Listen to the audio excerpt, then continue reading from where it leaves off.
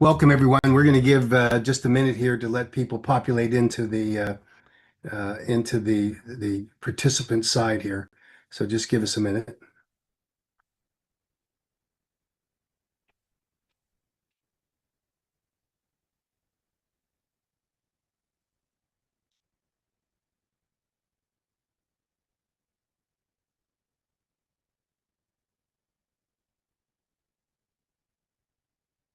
Okay, we'll go ahead and kick this off. Thanks to everyone for joining us for this update call. We are obviously recording it and we'll make it available when we're done here, unless something comes up that we really can't allow to be out in public, and the lawyers will look at that, but I think we're going to be okay. And I'll try to tell you if there's any legal problem with questions that might be asked, but uh, it's appropriate that on this particular day, although it's not as convenient for some as it might be because it's a holiday for veterans, but it truly is a salute to veterans who have relied upon Kratom. I have been in hearing after hearing where you will see these service heroes who will stand up and talk about how they have struggled with service-related injuries and how Kratom has saved them.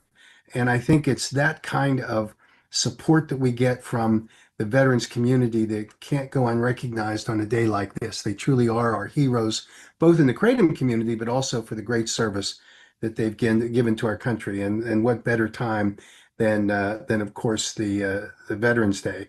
And John Shinholzer, who is a Marine, and he leads our Veterans for Kratom Safe. And so we salute him as well because he helps to rally many of these veterans who are showing up at these hearings in order to talk about the position that Kratom has, both in the regulatory framework, but also in consumer uses. And it's very significant that the veterans community plays a part in that. Some of the things that we're going to cover tonight, just to give you a preview, I want to give you an update on 7-OH and what's happening in that tension between natural kratom leaf products and 7-OH products. I want to talk for a minute about some of the anti-kratom advocates and perhaps talk about what's happening in the community. And I'm going to be blunt in that discussion. But I think the things that we want to talk about are trying to restore some kind of civility to this exchange that's sort of careening out of control with some of these anti-kratom advocates. Then we're going to talk about specific states, particularly California, but others as well, where we're seeing threats to the availability of kratom for consumers, and then cap it off with some ideas about how we're going to move forward.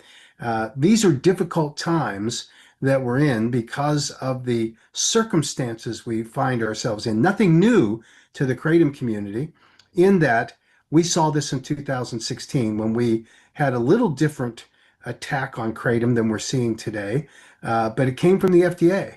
And today things have flipped, and the FDA is not the catalyst for the anti-kratom movement, but in fact, it's some self-inflicted wounds that we're seeing occur within the kratom community itself, and I think by exploitive players in the marketplace, which we'll discuss further.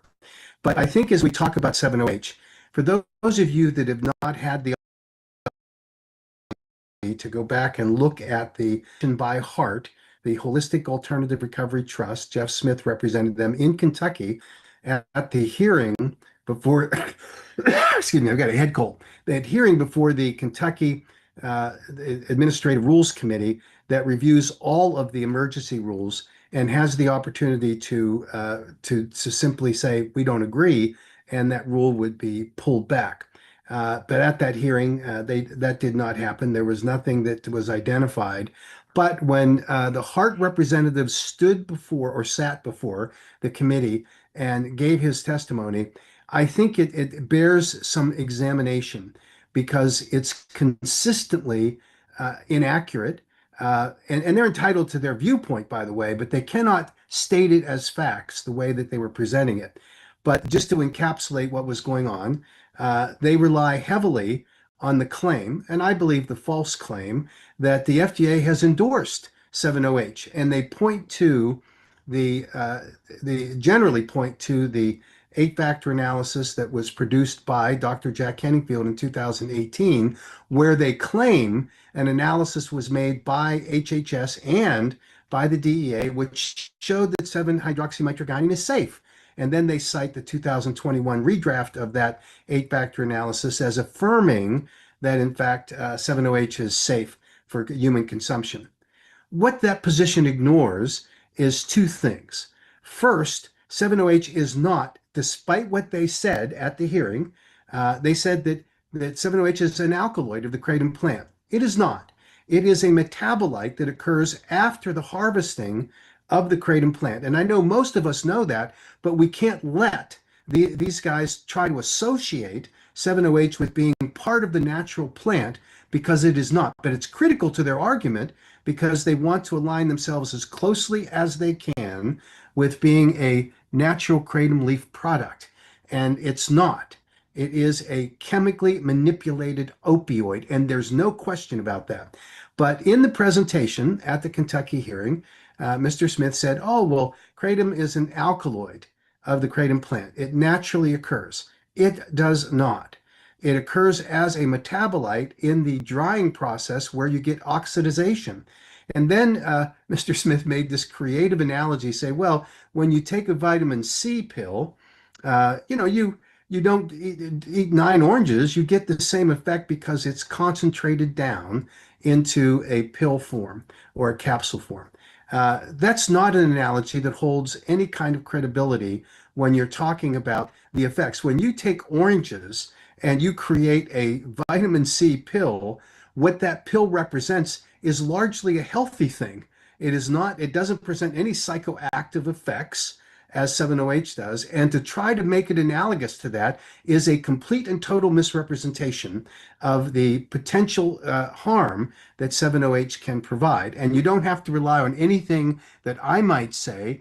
You look to the answer that was provided by FDA Commissioner McCary on July 29th, 2025, when they had the press conference, and the reporter, I think it was from CNN, asked them, well, what's the difference between natural kratom leaf products and 7-OH? And he said, night and day, because we know that natural kratom leaf products do not present a safety factor for consumers the way that 7-OH does. And he went so far as to say, we, the FDA, are not focused on natural kratom leaf products. We are focused on 7-OH. And he described in some detail why the FDA is very concerned about this product. So in order for Mr. Smith's characterization of this being this wonderfully safe natural product that really isn't anything more than the same process that you take oranges and you somehow distill them down and concentrate them into a vitamin C tablet is just offensive on its face because it is not analogous in any way, shape, or form. He went on to point out that that the biggest problem here is the lack of the harmful data for adverse events that is not present on any database, and he cites the FDA FAERS database.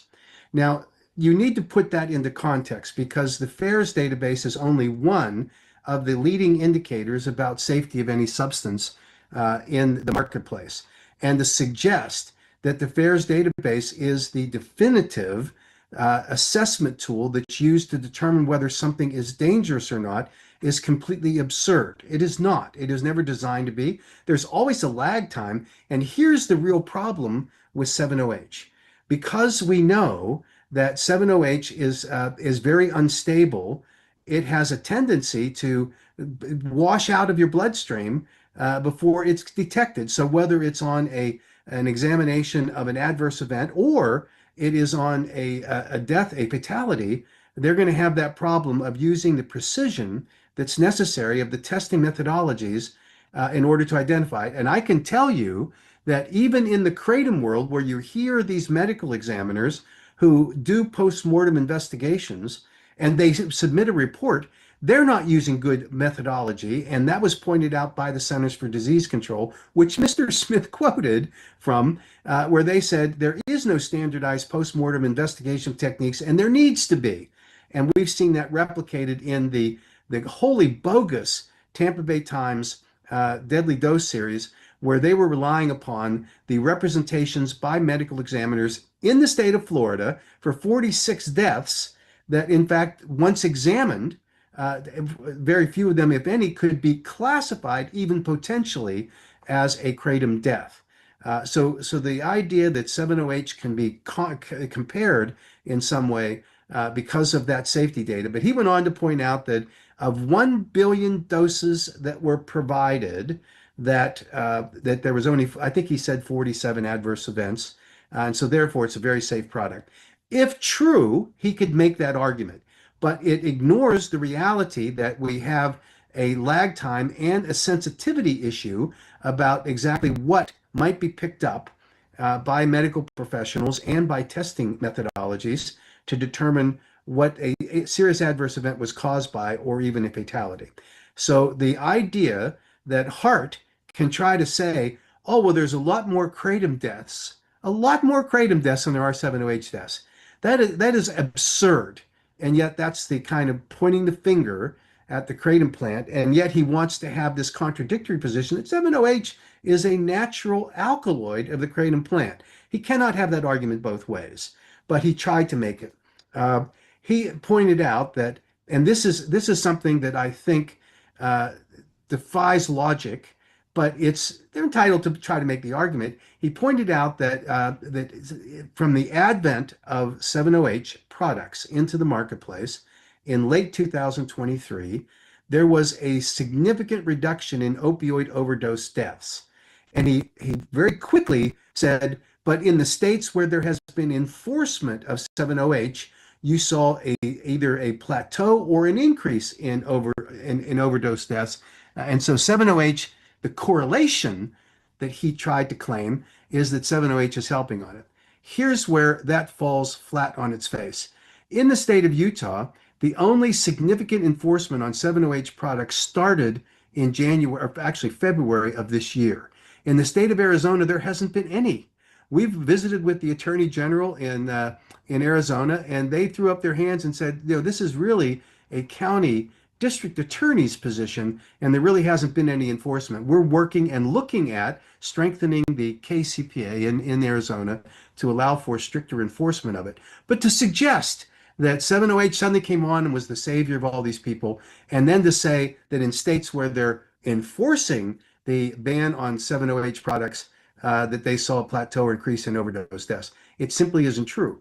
It also ignores the plain fact that at the tail end of 2023, as we were coming out of COVID and we saw a significant spike in COVID deaths during that COVID period, the reason was that people were sitting at home, isolated. They were taking substances that were very dangerous.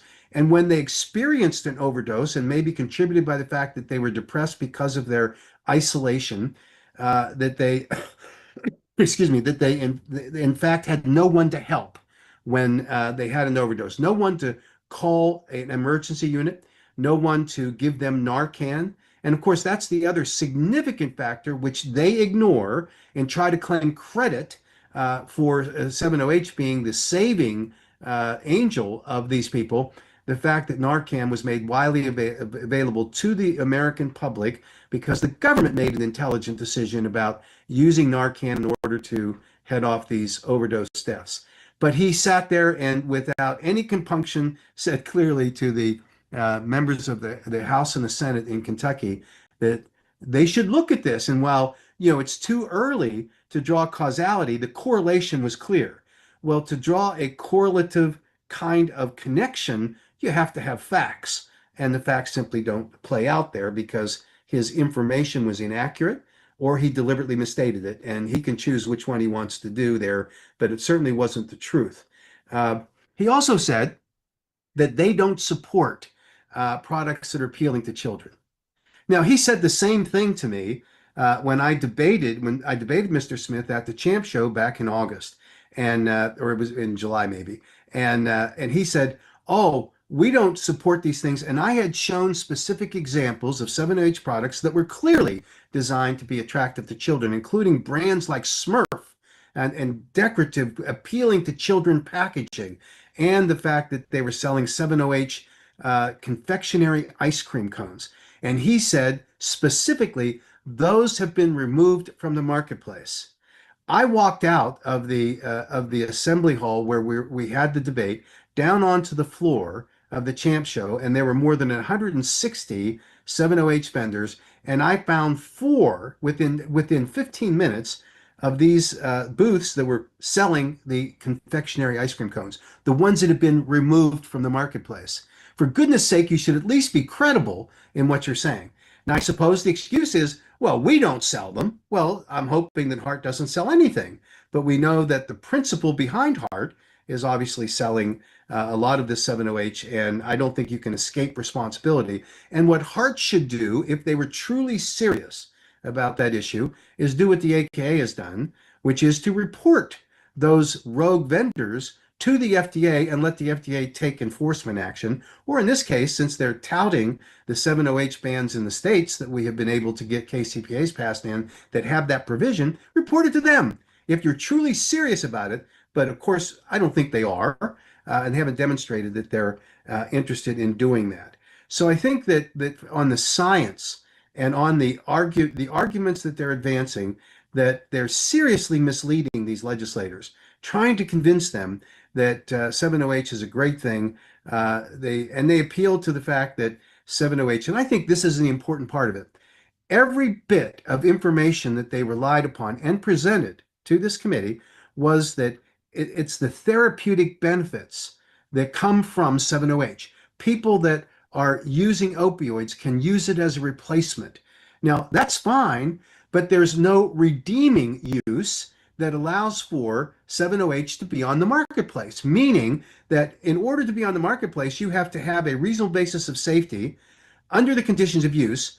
And that relies on you being able to say that a person can consume 7-OH and not have the addiction that comes with it, and certainly don't have any overdose in terms of the respiratory system, which they contest. It doesn't get there. Now, part of that argument is that they rely upon the fact that kratom goes through the gut, and that's the way that kratom actually works on the various mu receptors in the body. It goes through your gut.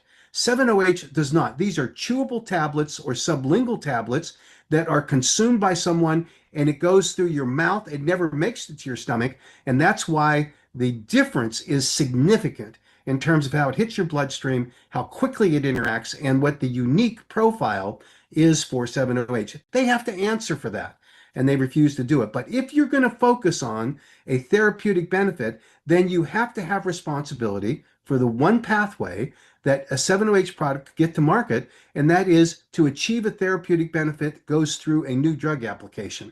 It is not a dietary supplement. Dietary supplements are not allowed to make those claims. They make them openly in terms of 7-OH. So I think they have a huge problem that they themselves have created in this process.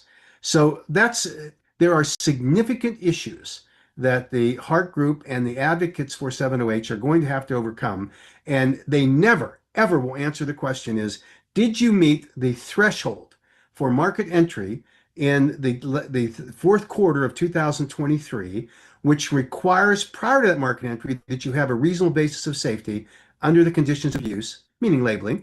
Do you have any studies? And of course they don't.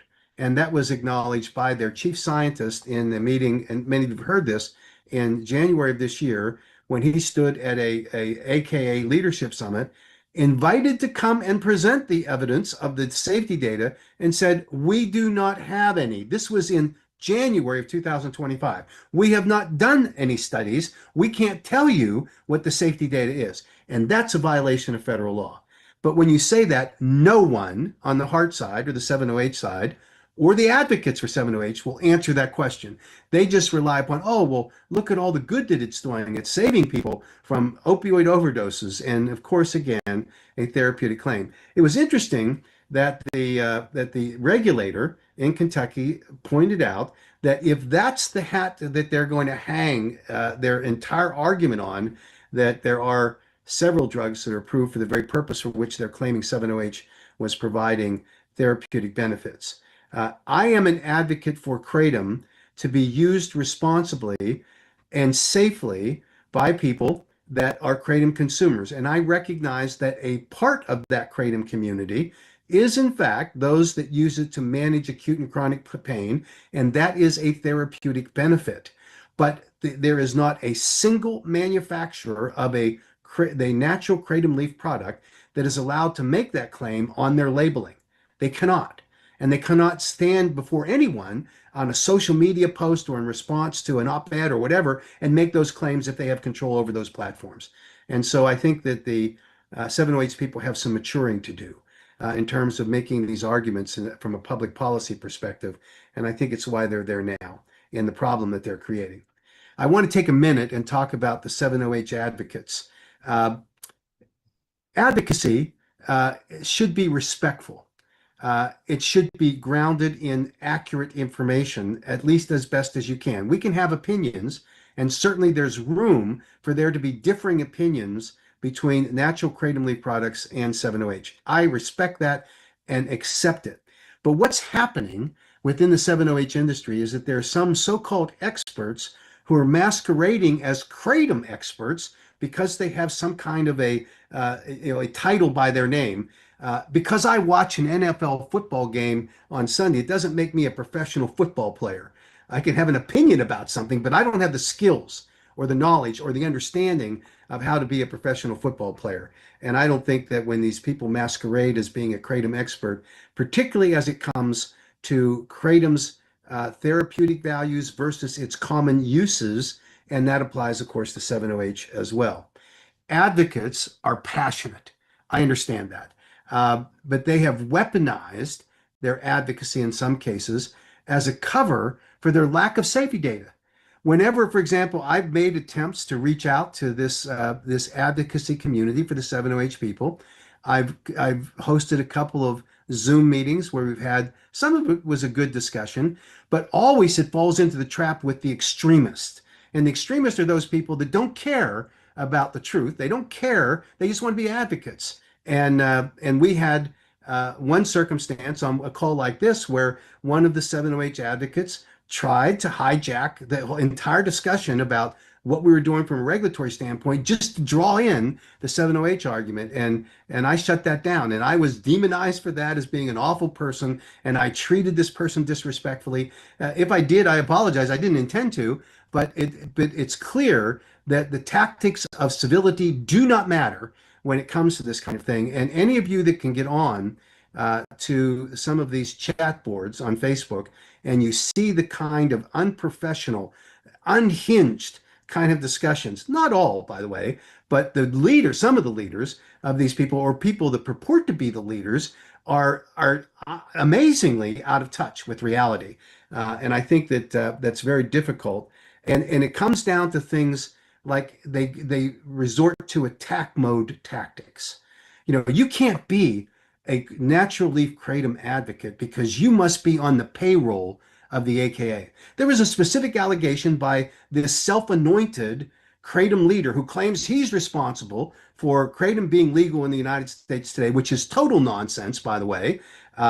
He was one advocate among thousands and thousands, and yet he is this person who wraps himself in victimhood and says they never recognized me for all the great things that I did. But he made the accusation in a reel, which is up on some of the social media platforms, where he targets individual advocates for natural kratom leaf products and says that they are on the payroll of the American Kratom Association. Let me be clear. His comment is an absolute and total lie. It won't make any difference to him because he's not really connected to reality much of the time. But he says it, and he thinks he says it with impunity. And when he says it, it's always, a rant. It's always laced with profanity, and it's not really very professional and not really the kind of advocacy that we need. But to attack another advocate just because you have a disagreement and you make false statements about them with absolutely no proof, and I invite him to show the proof, and all of you should too, because he doesn't have any proof. He's making it up as he goes, and he expects that everyone will just follow along with him because he is, in his rants, it appears, in my opinion, to be very delusional. And that undercuts the legitimacy, I think, of those in the 7-OH advocacy community who should be taking a more responsible view. We can have disagreements, but not when you're disagreeable that way, where you make up stuff in order to make your point. It's really sad. I get it that when you're angry, and that's what the 7-OH, well, not all, that's what some in the 7-OH advocates are. They're angry, and they spend all of their time focused on criticizing people that they don't like or opinions that they do not like, instead of focusing on advocacy for their position. And they should spend their time doing it, as Mr. Smith did, by the way, before the Kentucky legislature. Do that. Be accurate, of course, but do that rather than spending your time attacking people in the kratom community and making it into a war when no war should be had. I think that that's probably the most important thing. And enough with this nonsense that when you get told that you're wrong, you become the victim. And you just wail and moan and thrash around and say, oh, I got treated badly. This is a big boy game or big girl game, and it requires all of us to be accountable for what we're doing. And it can't be this nonsense that people have to weaponize their advocacy to be angry and to spend all of your time just shooting at the other side, meaning other fellow kratom consumers, without being rational. I get it that the advocacy that the American Kratom Association has taken is that we believe, because of the lack of science, that was required prior to market entry that these products should not be on the market. That's our position. You can disagree with that position, but you don't have to be so doggone disagreeable about it. And we can certainly sort those things out as we go forward. So, and I'm glad to answer any questions anyone has on that. We'll get to the questions here in a minute. The real serious problem, as we have evaluated where we are in working against these people that are anti-kratom advocates, are really the doctors. The doctors claim, and I heard this being a testimony in the state of Utah, of all places, where the Utah Medical Association got up and said, oh, all of our members are against kratom and it should be banned. And yet the American Medical Association's House of Delegates officially takes a position that it's not a perfect position for us, but they say the kratom should be carefully evaluated. There should be more research on it, and it should not be criminalized. And yet these irresponsible conclusions that are drawn by state medical associations really need to be countered, because the House of Delegates at the American Medical Association spends an enormous amount of effort in order to evaluate these public policy decisions, and they really got to be listening. The substance abuse centers. There are people that Google kratom and they suddenly become experts. They say, oh, kratom is highly addictive. We're seeing an increase in the number of people that show up with kratom use disorder.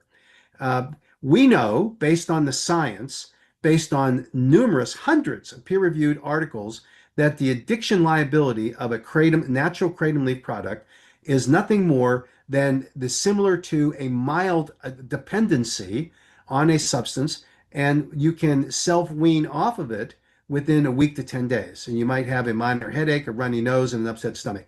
That's it. You do not need the intervention of prescribed medications in order to get off of a kratom dependency.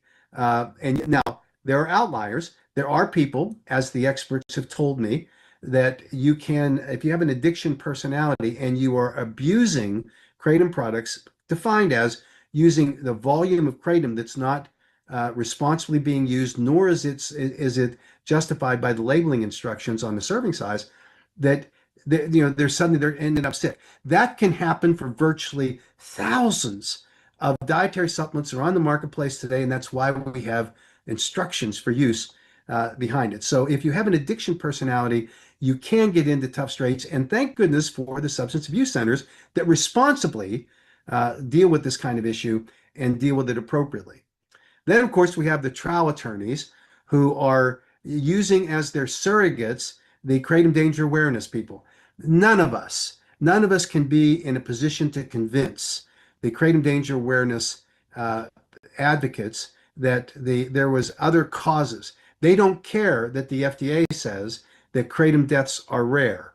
And when they do occur, it's because of polydrug use or adulterated kratom products. They don't care when the National Institute on Drug Abuse, that has almost 100 or a little more than $100 million of study behind it, says kratom deaths are rare. And when they do occur, it's because of adulterated products or polydrug use. None of that matters. And they, of course, like to claim that no matter what the evidence says, because of a defective autopsy report, which we could go ad nauseum about to describe it, they're claiming that the medical examiners who do not use any kind of standardized post-mortem investigation technique, who often leap to the cause du jour, which in this case is obviously mitragynine, that they like to blame kratom. And they haven't even tested for other substances in some cases, and they haven't even looked at 7-OH. And so that's, of course, going to be a problem. And I believe that the 7-OH people are correct about some of the discussions and the criticisms they have made about reports of 7-OH deaths where there are other substances involved. It's the same argument that we effectively use because it's true. Now, does 7-OH have a different psychoactive property? Does it have a different method of getting into your bloodstream and to these mu receptors? Of course it does. And because I described to you, it really comes through your mouth and your bloodstream, hits you powerfully, and it doesn't go through your gut the way that it's formulated at this point. So I think that that's important. And then, of course, the last group of our opponents are the press. Uh, it is amazing the number of press reporters who just simply don't do the due diligence to even investigate what the story is about. We saw it when Commissioner McCary and Secretary Kennedy did their July 29th press conference, and the headlines that followed were the feds are going to ban kratom. It was really about 7-OH, and they didn't get that. And that was replicated at numerous places, including in Ohio, where the governor instigated he's withdrawn it since, but at the time, partially relied upon stories in the press that had headlines that said that kratom was going to be banned. And that's inaccurate.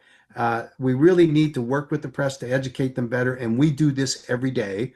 We send out information for every reporter. But when I talk to these reporters, they're generally very nice about it. And they say things like, well, we don't write the headlines. And so there's another layer of education that needs to happen with respect to these stories. And frankly, some of the stories have been fair, but the headlines are awful. So we continue to work on that as we're going forward. So let me run through some of the states that we're dealing with right now. California is a dumpster fire. What has happened in the state of California is that we had a KCPA pass unanimously, and then it got hung up in the Senate prior to the press conference by McCary and Kennedy, and it was put on the suspension calendar, which is typical and should have been picked up in mid-August and before their legislative session closed, and we hoped that the Senate would pass the KCPA. But the decision was made before the July 29th press conference to put it on suspense. And when the July 29th press conference held, then the 7-OH people came in screaming to the Utah, or I'm sorry, to the California legislature about how they're being picked on. And so we lost an opportunity to protect the people of California. The result is that the California Department of Public Health has taken the FDA and Kratom webpage language, and they have determined that based on language, it justifies a Kratom products being sold in the state of California. That's all products. That, of course, defies the reality of the world that we live in. It's inconsistent with the statements made by the FDA commissioner that said we're not focused on natural kratom leaf products. It defies the reality of the science because that FDA and kratom webpage did not go through the rigorous standards for rulemaking that's required under federal law. It was just a whimsical opinion piece that was written by someone at the FDA, and it is actively being reviewed by the FDA Commissioner's Office, and we hope now that the shutdown is ending that they can pay attention to it and make appropriate modifications, which will, of course, remove the basis that the California Department of Public Health has. That is an important component of our effort in order to educate them. We're working closely with the legislature, with the governor's office, and with the Department of Health. Department of Health hasn't been very cooperative yet, but we're getting there. And we're going to continue to pursue this and work with them to make sure that an accurate picture of the kratom safety profile is conveyed as we go forward. And certainly we hope that California will appropriately assess the threat that is presented by 7-OH as they go forward. We're seeing a very similar thing happening in Minnesota. When we talked to the Minnesota regulatory officials, they pointed to the FDA and Kratom website. It's just crazy. And the best we've been able to do is to get them to have further discussions about it, but we're in a mess up there. In Michigan, it started out in the same way, but we've made great progress in Michigan. We have a bill that hopefully will make it out of committee on Thursday this week. And we think we're making progress with the Department of Agriculture there, who has agreed that if the bill passes, that they'll stand down on their regulatory enforcement standard, which follows the FDA and Kratom webpage along the way. In Ohio, we have a situation where the dual threat of the office, perhaps reinitiating the call for a ban through the Board of Pharmacy in Ohio. and you have a willing partner in the Board of Pharmacy in Ohio who is interested in and looking forward to scheduling kratom. We've been able to get that withdrawn by the governor's office. There continues to be a robust internal debate among the staff there, but Senator Blessing in the state of Ohio has filed the Kratom Consumer Protection Act, and we now have a House bill that's been filed, a companion bill, which signals strongly to the governor that the legislature is willing to take on this issue. And we expect that there will be a sponsors hearing for the Senate bill here next week. And so that will be very important for us as we continue to move forward with this effort to appropriately regulate kratom products and stave off a ban in the state of Ohio. In Florida, we have a continuing ongoing complexity that is injected by the Florida Department of Agriculture. They have a very negative view about kratom, although I can tell you that some of the people there are coming around, understanding the issue better, largely, I think, because of the Attorney General's action, where he did the rule, which is a unique authority that the Florida AG has to schedule 7-OH. And so while there's been some turbulence about how to appropriately label products, here's an example.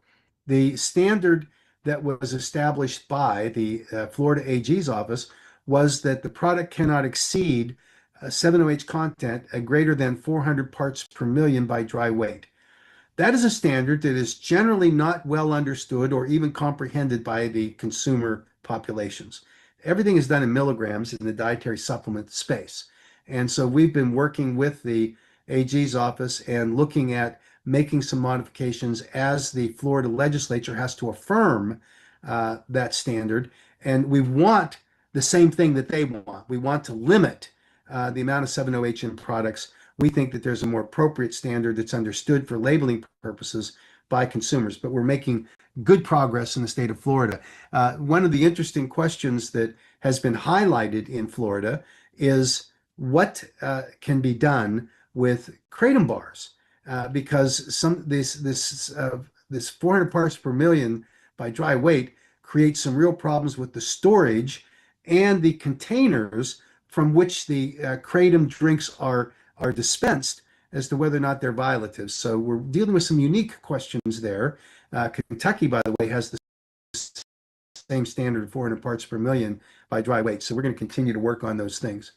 I think everyone's familiar with the Connecticut situation.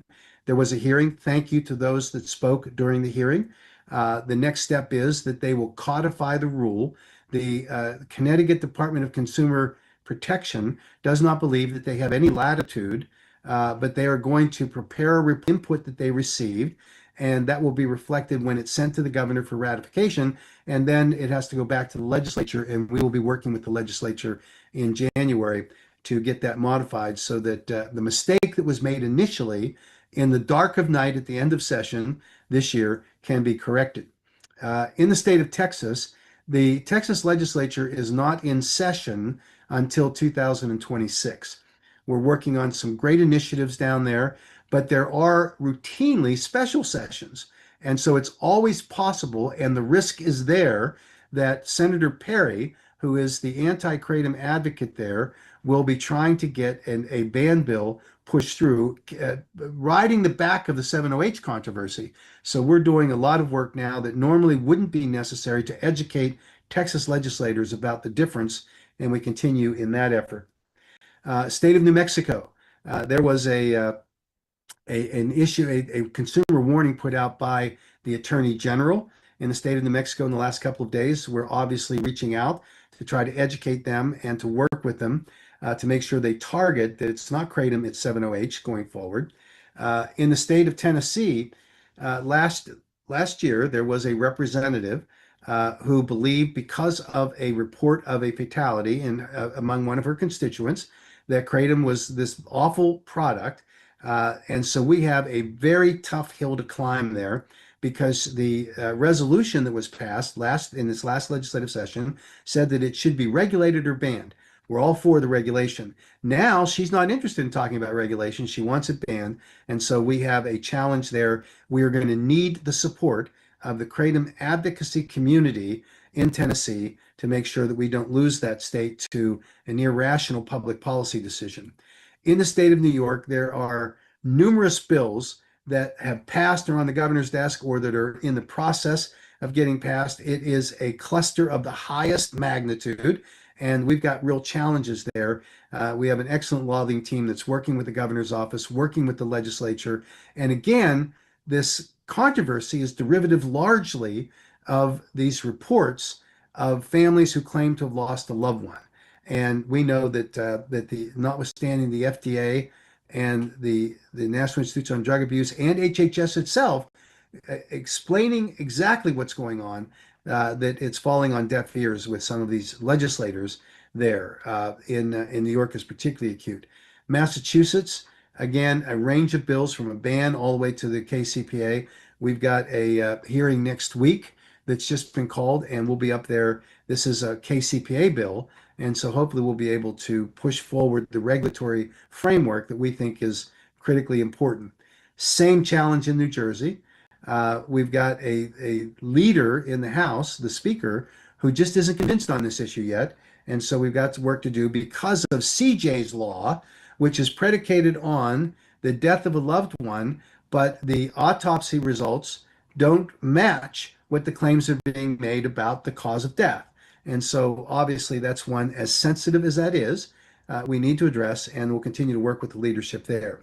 In North Carolina, we are stymied because one of the large 7-OH manufacturers of raw materials is based in North Carolina. But I think that we have educated the leadership sufficiently that we could move forward, except for the fact that the Senate and the House are fighting over a completely unrelated issue and nothing is moving. So it's likely that North Carolina won't move until next year, early in the year, hopefully, after the budget is passed. But we're going to work hard there in North Carolina. I saved the most unique one for last, and there are other states that we're working on, but this is one that in context is astounding.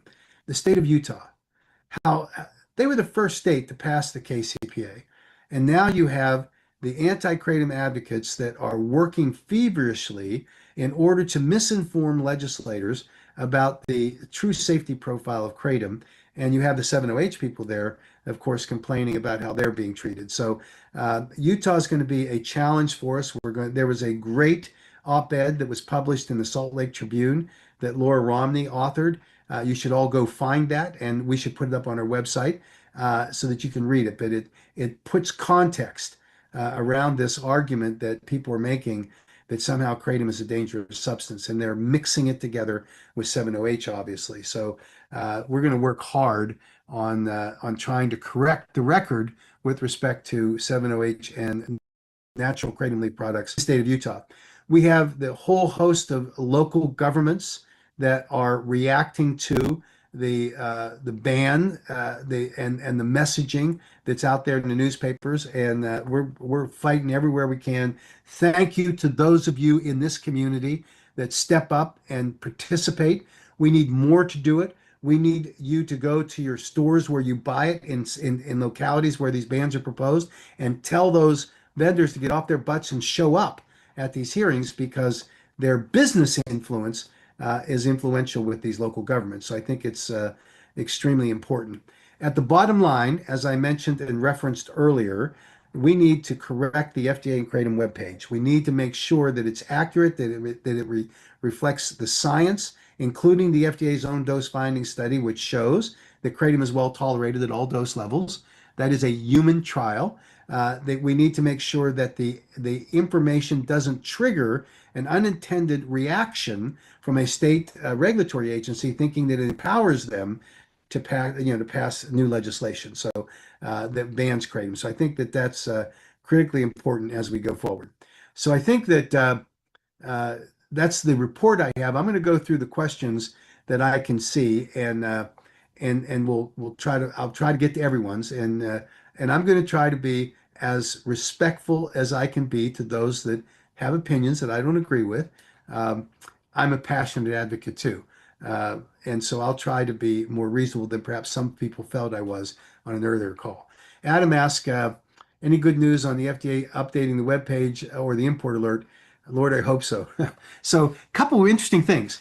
In the new language in the bill that is now being sent from the Senate over to the House, there are two provisions related to kratom in the appropriations bills. One specifically calls out 7-OH and encourages the Congress is encouraging the DEA to move forward with the 7-OH ban. The second asks the FDA to reevaluate their import alert and to only go after those imports where they can identify on what's called a de novo basis a contaminant in the raw materials. So we get rid of this blanket ban on kratom. Hopefully, the FDA will follow that advice, and I think that that's part of the active discussions we're involved in.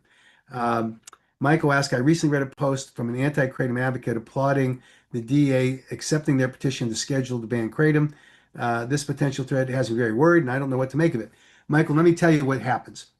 Under the Federal Controlled Substances Act, anyone in the country can apply and submit a recommendation for a ban on any substance. What happens then, the DEA is obligated under the statute to accept it. And all the crowing from the KDA says, oh, we got this accepted. We're winning. What a great victory. No, what happens now is a process that is embedded in the statute. It will now go to the FDA for an evaluation and a recommendation. It will then go to the Assistant Secretary for Health for an evaluation and a recommendation. NIDA will be asked for their opinion on it and for their advice, and then the DEA will evaluate it. It is a long process. It is one that has lots of checks and balances. And the fact that the KDA made something of it that they shouldn't have just shows you where they are. And I understand that they got over their skis a little bit, but I laughed when I saw it.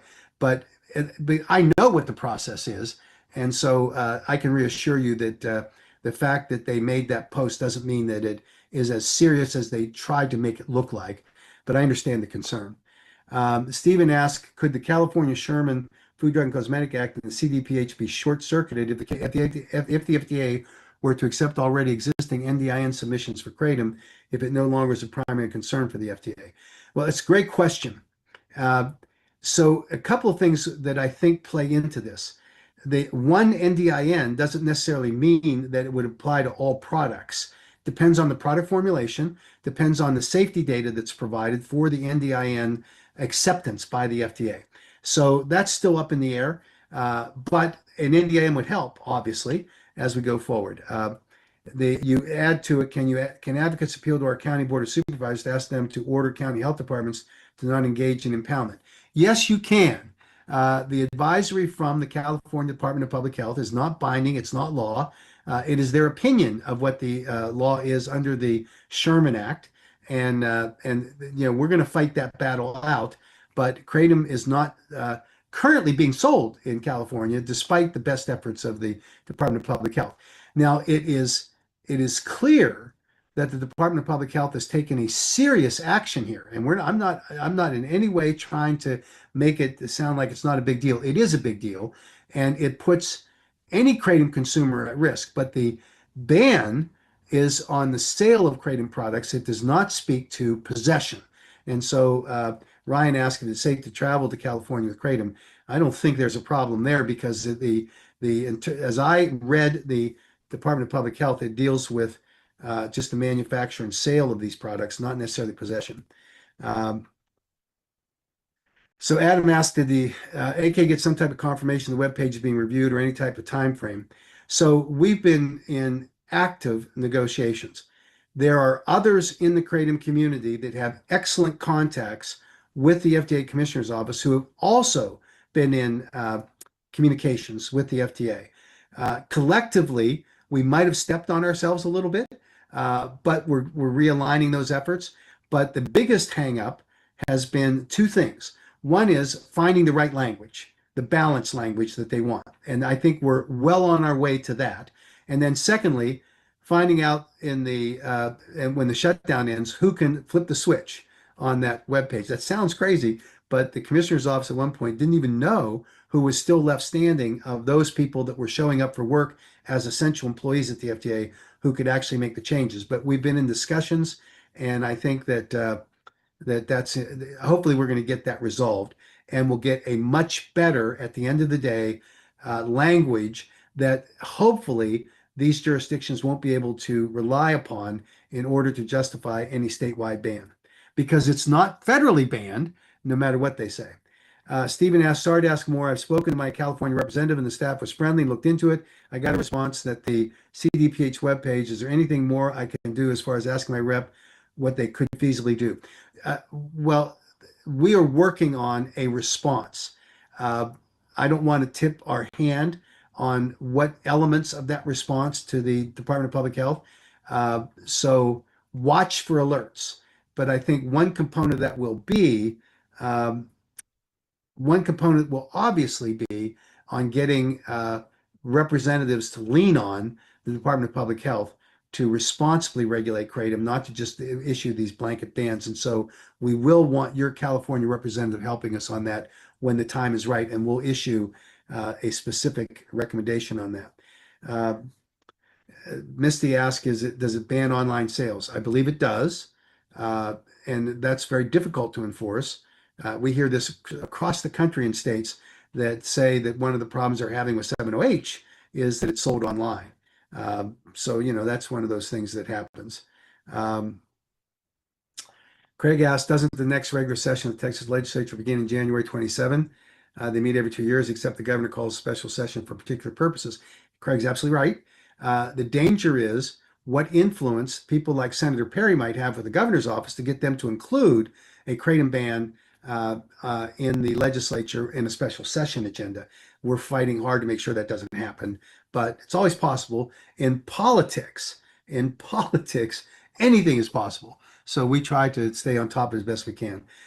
Rebecca asked, if I missed this, I apologize. Is there anything going on with Manatee County in Florida? We have numerous local jurisdictions that are fighting these kratom bans. I don't know personally where we are on Manatee County, but we can work on that. And if you would send an email to Stephanie, that's I think it's staylor at americankratom.org. Someone needs to correct me if I'm wrong on that. But Stephanie can give you that information because she coordinates with the group that works on the local bans. Scott says, kratom is now illegal in Louisiana. Will that be reversed anytime soon, as I'm nearly out? So Scott, here's the bad news. That ban was predicated on the passionate advocacy by Representative Leo and Senator Morris, who were operating on incomplete, inaccurate, and I think disjointed information, evidenced by this floor statement that Representative Villalobos made when a member of the House asked her in preparation for submitting an amendment, well, don't you think we should go after the synthetics? Because that's where the problem is. And I played this video for the governor when I met with him about a month ago, and she said, there is no such thing as a synthetic. Now, this would have been in May, the end of May of 2025. She says, there's no such thing as a synthetic. And any lobbyist, it was me she was talking about, that tells you there is a synthetic is lying to you.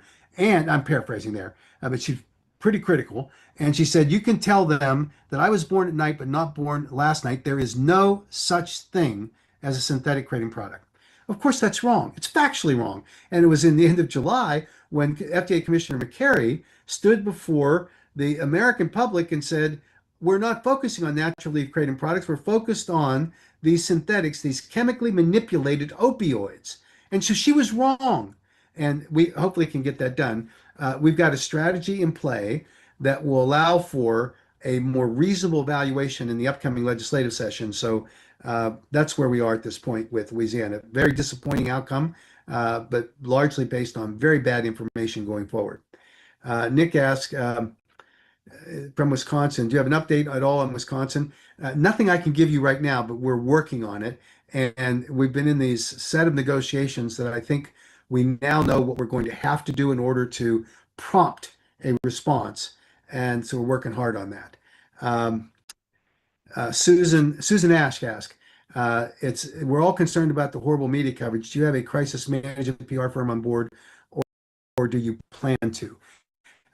Susan, I should have mentioned earlier about the passionate advocates. There was no one in the Kratom community when I first came and became involved in this that was more passionate, who had her heart in the right place than Susan Ash. She was a magnificent leader of the effort to make sure that we did not have a kratom ban that would be permanently enacted in the United States. So kudos to her. We have got access to a number of crisis management PR firms. We have burned through a couple that we've had to let go because this is a very difficult issue for the news media to understand. And we had a set of objectives for them, but we currently are working with a couple of these firms that are pushing hard to get these op-ed pieces and to get counter and to get more reasonable stories in the newspapers and in television. And we see the effects of that. And some of the vendors also have very highly qualified PR firms that are working on it. So thanks, Susan, for mentioning that because it's an important component of what we do. These firms, by the way, are very expensive. And so we rely upon your support. I encourage you to keep supporting us because it's a challenge to pay all the lobbyists and the PR firm and the various resources we need to deploy in some of these local areas. So I think that's something we need to do. And Susan's raised a great issue here. Excuse me. Misty said, is kratom considered a precursor to 7-OH? If 7-OH is banned, will that automatically get kratom banned? The what Misty's referencing here is what's called the Federal Analog Act, and there are a couple of prongs that have to be met for the Analog Act to be triggered. And we have had our legal teams analyze this carefully, and there is a very low risk that the prongs could be met by any court that would call 7-OH a precursor. I'm sorry, kratom would be a precursor of 7-OH, mainly because it's not the parent plant does not naturally develop 7-OH, and it's only after the drying process that the oxidization occurs. So we think that we're in really good shape on that. That we're not going to see that kind of an argument placed. Bill asks, what happens in New York if there's legislation on the governor's desk? There's a unique process in New York where there can be discussions with the governor. The governor can make a text amendment. She can veto a bill. We're still working on that. We don't like some of the labeling bills, and we don't like some of the way that we certainly don't like the ban bill, but we could live with a age gating. We think that's fine. And so there may be a balancing act here that we do as we move forward with all of this. Adam says, does that mean it's okay to import through San Francisco or San Diego? Just your humble opinion. Sorry for all the questions. So with the current position in California, I wouldn't be importing into California just because of the uncertainty of it. The California Department of Public Health has gone to kratom manufacturers and seized their products, did not allow them to ship to states, even though those not ship to California, but to manufacture and sell to a state where kratom is legal. They wouldn't allow it to happen. So I think we're right now we're in a tough spot in California. So risk adverse, I would say don't be shipping your kratom in through a port that's going to get picked up. Nick in Wisconsin, Nick, part of the thing I mentioned a little earlier is that appeal process. We thought we were going to be able to negotiate something, but I think we're going to go through it and we're going to authorize the law firm to file for the public hearing. That should happen here in the next couple of weeks, and we'll see where we are in that. We'll report you obviously on that. Shane says several towns and cities in Massachusetts are having independent hearings regarding kratom. What can we do to help enforce the KCPA if it seems they're going maverick, which may impact the overall KCPA? Massachusetts does not have a KCPA currently. The hearing next week is going to be on our pro KCPA bill. We need to fight these localities every way we can. They will have to be unwound after the passage of the KCPA. Most of these cities are saying, let's wait and see what the state does, but let's ban it until then. So hopefully we'll see some of that unwinding. Madeline says social media community guidelines have gotten stricter in the past few months. It's getting harder to advocate on Facebook, TikTok, and YouTube. What can be done about that? I was on a podcast with with Congressman Pocan about 2 weeks ago. And after the podcast was over, I said to him, would you be willing to convene a meeting with the Meta lobbyist and talk about how contradictory it is to allow for advertising of 708 products and Kratom products, but not allow for advocates to express their First Amendment rights to advocate for or against Kratom. It makes no sense. And Congressman Pocan said he'd absolutely would do that. And so we're now coordinating with some other offices, but the shutdown has been very difficult to get this done. So now that they're coming back, hopefully back to work, we'll be able to push this through in the next couple of weeks. Nate says in New York State there are 3 or so bills about kratom. 2 or 3 don't seem bad, but not a KCPA though. Well, the KCPA hasn't made it through yet to the governor's office, but we're working hard on that. And the governor, as I understand, hasn't signed any of these bills, but we're going to keep working on this. David Carlucci, who's our chief lobbyist up there, former state senator, he's monitoring this and working hard on it. We're hopeful that the governor is going to see that there are text amendments that need to be made and maybe even just veto some of these bills. But again, we can live with the age gating and even maybe some of the labeling if it's corrected, because some of this labeling gets crazy. It's the old problem they call it the California effect, where California is known a variety of consumer protection that make it difficult for industries like the car industry with pollution limits and a whole host of industries. And now we're getting into that situation where labeling of products becomes virtually impossible because of the strict standards. So that's part of the problem as we're going forward. Ryan asked, what's the extent of the situation in Minnesota? It's the Department of Agriculture is just coming down hard on us. We're fighting back. They've agreed to meet and have a working group, so we're working hard on that, and we'll keep you posted on that. Chris Kaminsky says, sorry, he's late from Kava Culture, Toledo, and Ann Arbor. Do you see the city of Toledo ban all synthetics? I did, and we thought that was great, and we were active in educating the city of Toledo to do that. We think that's where they ought to be. The question on Michigan, will the Department of Agriculture keep a kava bar from selling kratom if the KCPA is passed in Michigan? No, we specifically asked, and they agreed that it would not. So I think that's going to be great. Edie asked about North Carolina. We're in a legislative battle between the Senate and the House that are unrelated to kratom. We're not going to get any action unless a miracle occurs in the North Carolina legislature until early next year after the budget. So it might be in like April or May that we get the KCPS. It's passed unanimously in the House. We just need to get this infighting between the Senate and the House resolved. Is the upcoming Massachusetts hearing on a ban hearing? No, it's on our KCPA bill. That bill needs to be amended. It's not perfect, but it's important that Representative Hunt is our advocate up there, and we're going to work on making some minor amendments to make it right. Scott says you can no longer ship to California as of today. Got it. And I think that's good advice. Misty says KDA is reporting pro-kratom posts. The negative posts don't get reported and removed. It's part of KDA's strategy where they're trying to get social media platforms to eliminate kratom posts. So that's part of the deal that we're working on. Shane asked, how confident does AK have in passing KCPA in Massachusetts? I've given up betting on these things. I think that if the groundwork that we've laid and the discussions we've had and the impetus with the 708 issue at a federal level, I think we have an excellent chance to get a KCPA framework passed in Massachusetts. It's going to work hard on that to go. Nate asked, how did the Michigan KCPA hearing go? Your overall feel on it?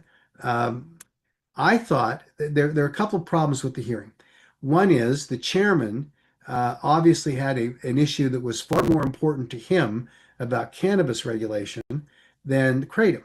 And I understand that happens sometimes, but he gave so much time to that issue that they had a drop dead time that they had to give up the room. And so we ended up at the end of the hearing with very little input. We even had Melody Wolf there, who was a Michigan resident and her husband who were unable to testify because they ran out of time. So that was disappointing, but we've had more discussion, and the hearing that comes up on Thursday, hopefully this week, if the schedule holds, we're gonna be in good shape.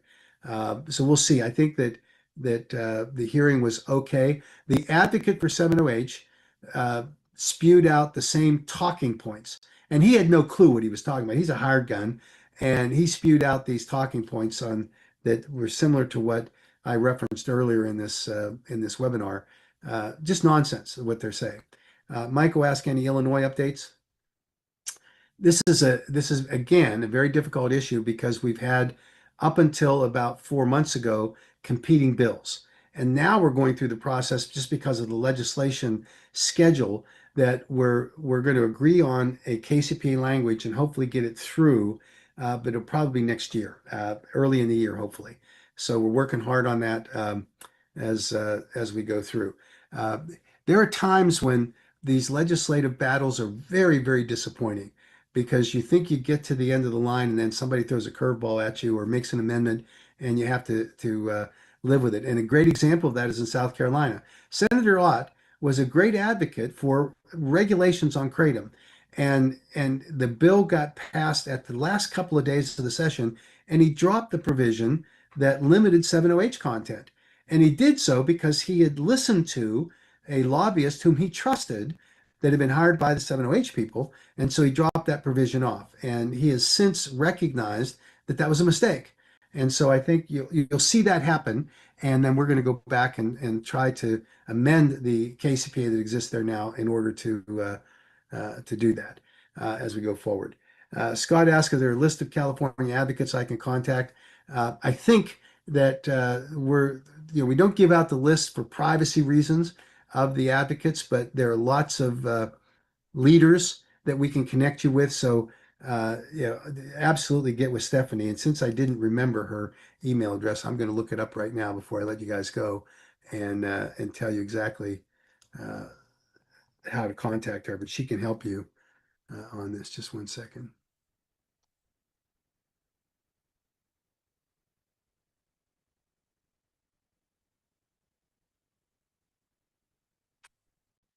So her correct email address is staylor@americankratom.org. Now I'll hopefully remember that. Uh, so there you have it. I think that we appreciate all the questions. I think I've gotten to all of them. If you have a question that you really need to have answered, send it to us. I think that staylor@americankratom.org would be great. And you can use that, and Stephanie will get the questions, and we'll make sure we get answers to you. Thanks to everyone. And we've taken more time than we should have out of your evening here, certainly on a celebration like Veterans Day. But we, as always, we deeply appreciate the commitment of the advocates. We've got some big challenges coming up, and we're going to need more help. And we need you to be there, rally for us and with us in order to get these bans and the proper education of legislators and local government officials as we go forward. And there are going to be occasions where we can even help educate the media. And so we're seeing op-eds popping up that we placed that are being accepted, and advocates are the key. Local advocates in your community are the key. So one of the things we'll do is kind of do a boilerplate op-ed and start circulating it to people so that you can submit that as a Kratom advocate to your local government, and that helps, the local newspaper, that helps to educate officials as they go forward. So thanks to everyone. We really appreciate all that you do to support the Kratom community. A shout out to every one of you that shows up at these various meetings and hearings because it really does truly make a difference. So thanks to everyone. I appreciate it. Have a great evening.